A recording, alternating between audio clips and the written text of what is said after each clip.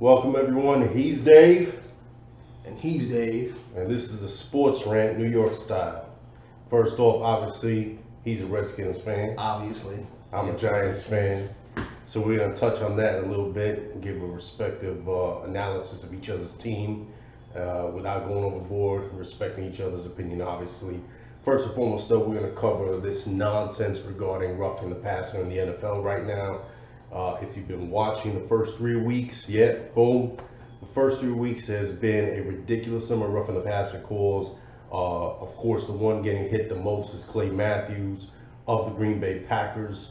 One of them easily was nonsense, where I think it was the most recent one, the Redskins game. You cannot stop a body of motion that big. He's coming full speed at Alex Smith.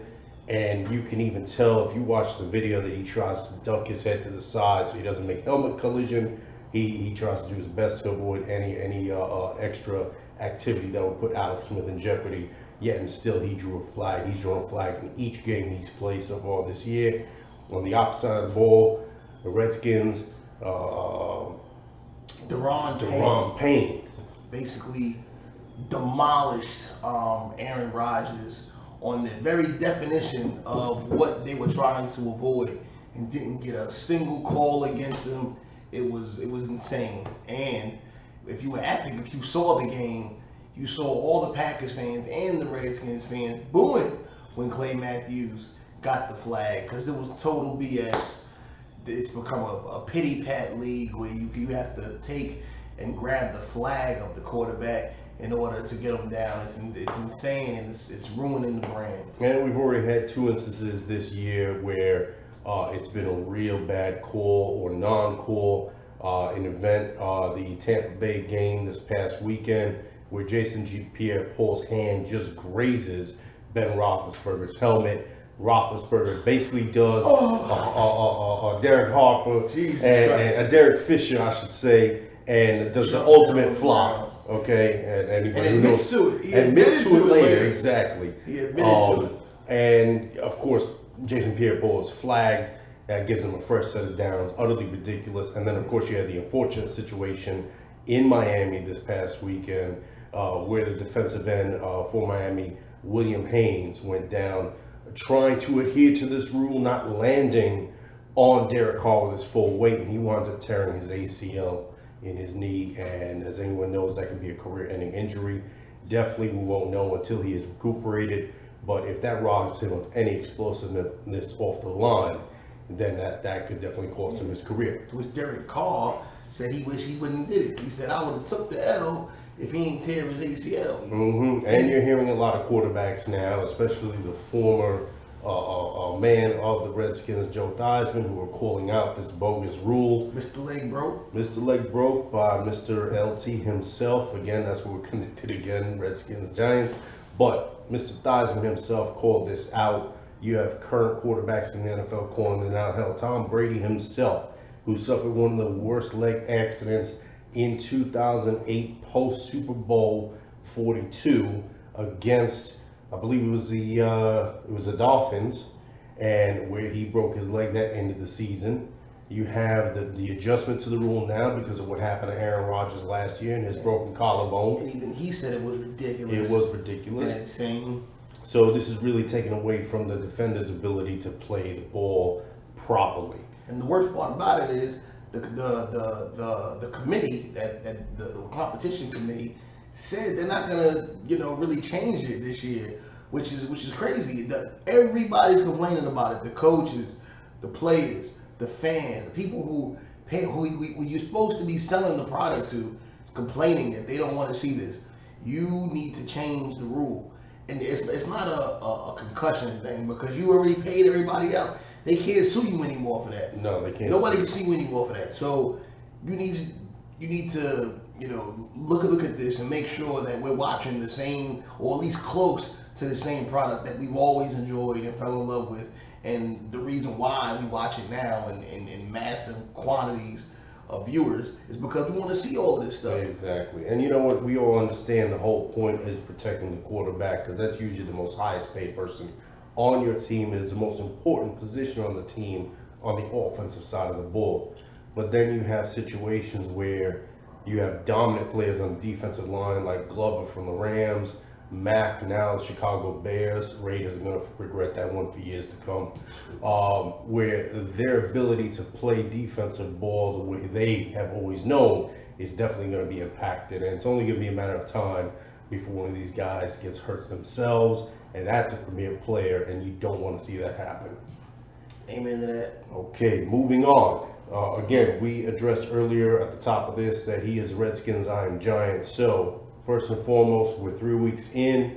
The Redskins are currently 2-1, sitting atop the NFC East along with the Philadelphia Eagles. I think they're a vastly improved squad. They may not have the receivers that other teams have, but Alex Smith stepping in place of Kirk Cousins is a bit of an upgrade in my opinion. I think he makes wise decisions. I think he's a little sharper with his passes. He may not have the strength that Kirk Cousins has to get it downfield, 60, 70 yards on a Hail Mary or a breakout play, but he does have the ability to change the game, and also the addition of Adrian Peterson has just made your run game explosive. All right. So let's talk about these Giants. You know, I don't like the fact that they basically left Eli Manning, a fringe Hall of Famer, left him out to dry basically. Essentially. With the offensive line, you put the worst left tackle, first right tackle in the history of man out there, and ask him to block professionals. You know, and you know he can't do it. It's obvious he can't do it. I like the Hernandez pick. Like I said before, let me just say this. I thought the Giants had the best draft of any team in the league. I liked everybody you guys picked. Saquon is an animal. I don't believe you should have paid Odell Beckham that money, but you know what? You had the money to spend. Oh well, it is what it is. I think it should have been, you know, better allocated, putting people in front of Eli Manning to block him. All of that being said, I see y'all improved with the running back position. I see you improved with your left tackle position. That's about it. You know, where the hell is your tight end? El Redeemer. He drops every pass. He drops a lot of passes, unfortunately, and he does not have a strong sense of blocking, either run or pass protection. That was a weakness that we knew about when we drafted him. But the dropping passes has to stop. You know, I'm comfortable with him not blocking, but not catching, no. Yeah. You can't do that too. The fact that you had to bring in a tight end formerly of Minnesota to come in, and he actually played well in that last game at Houston, catching 3 passes, one of them for a touchdown, so that really helped their offense. But overall, that offensive line is horrendous. Jerry Reese's imprint is still on this team, and it's going to last at least another year or two. I think they're going to get better, maybe around 8-8. Redskins are probably going to be around 10-6. I see Philly around 10-6, barring injury. They do have that Super Bowl hangover that they got to deal with. But depending on the head-to-head matchups, Washington could probably steal this division. Dallas is out of it. Their offensive line took a big hit when Fredericks went down. Unfortunately, he's battling an illness, undisclosed. So you got to see that. You don't want to see that happen. You hope he's able to come back. But overall, their guard play has diminished. It's not the same team from 2 years ago when they had that fantastic offensive line that opened all sorts of lanes for Ezekiel Elliott. Keep in mind, he's still able to get 126 yards rushing this past week. But the offensive game is definitely impacted, especially with the loss of Des Bryant and Witten retiring. They didn't fill those holes properly. So I don't see Dallas in the running this year. It's going to be between the Redskins and Philly for the East. Yeah, I think so. I think the Philadelphia is going to automatically get it. I mean, going to ultimately come out on top. As far as we go, the Redskins, I won't believe anything until after we come off from our bye week and we play the Saints and we play the Panthers. We can never beat the Panthers. It seems like Cam Newton just runs roughshod all over us. If we're able to beat them and beat the Saints, then I'm confident. If we take one or the other, I'm a little confident if we lose both, then that's the Redskins. Yeah, granted, all of these are early predictions. Again, we're only through 3 weeks of the season. We just had the Week 4 game between the Rams and Minnesota last night, which was a slobber knocker, if you will, 38-31 in favor of the Rams. I think you're seeing a very young, confident Jeff Goff for the Rams, and LA Rams are showing the confidence they have in him, picking him in 2015. Right. So only to have Jeff Fisher almost ruin him. Well, thank God he's gone. Jesus. Okay. Now I think hold on. Before you finish. Sure. Just real quick on Kirk Cousins. All right. Kirk Cousins balled out yesterday, but two things. One, he did what he did when he played with the Redskins. The very last minute that you could possibly have a mistake, he throws up all over himself and loses the ball. Yeah, you can't allow a strip sack in that crucial but moment. he always allows strip sacks in that he moment. does. He always does. He always loses it. I think he has small hands or something. And another thing, Minnesota's defense sucks. It was this the fourth game they played. It's the fourth team that has racked up points on them. But once again, that's not Kirk's fault. No, it's there's not no Kirk's pass fault. rush. There's no nothing. secondary. There's nothing. And now that's not to take away from what the Rams did last night. Brandon Cooks has shown why he was such an important part of that New England Patriots team last year, even though they fell one game short to Philly. And you're also seeing the emergence of Kupp as a viable weapon downfield. Yeah, He is a beast. And again, Goff, you couldn't have been more perfect than what he did for them last night. Just the fact that he was able to put up 28 points in the first half alone. Perfect pass. Just perfect passer rating yesterday. Expect big things from the Rams, especially when their secondary gets a little healthier. They're a little banged up right now. Now I don't expect that much from the Rams. We'll tell you why. They haven't been put up against a person who a team with a very good defense.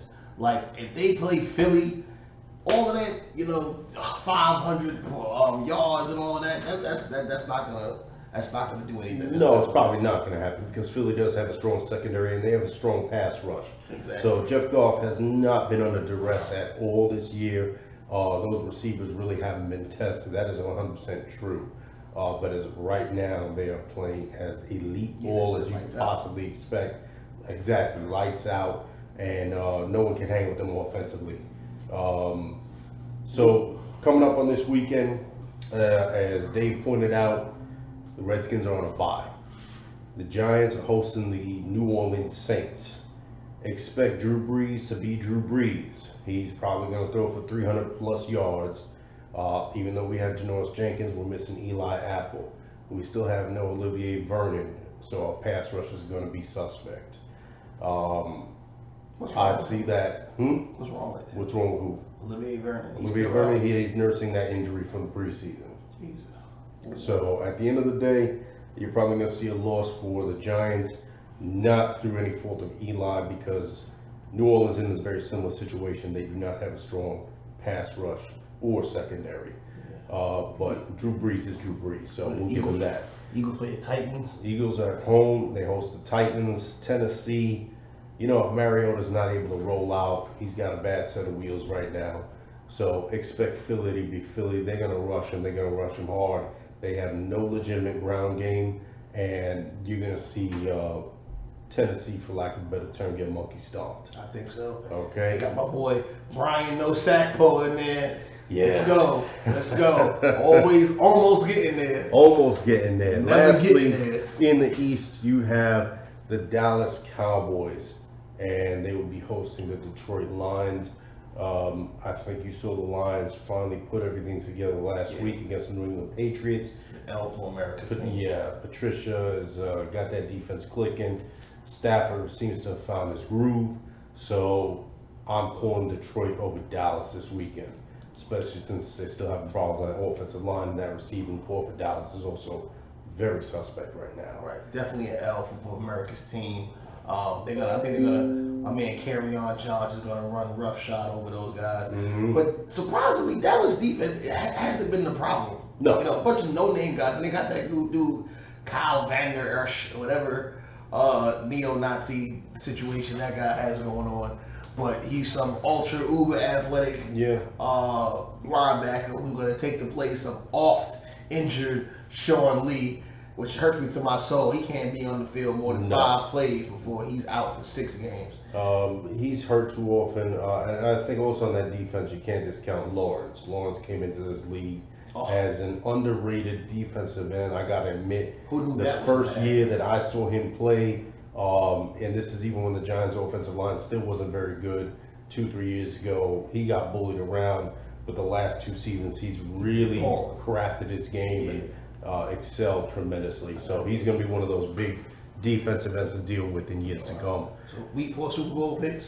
Super Bowl picks right now, I got the Rams until someone shows me that they can shut down that offense. Yes, I know they haven't played any strong defenses, but I got the Rams for NFC. And you know what?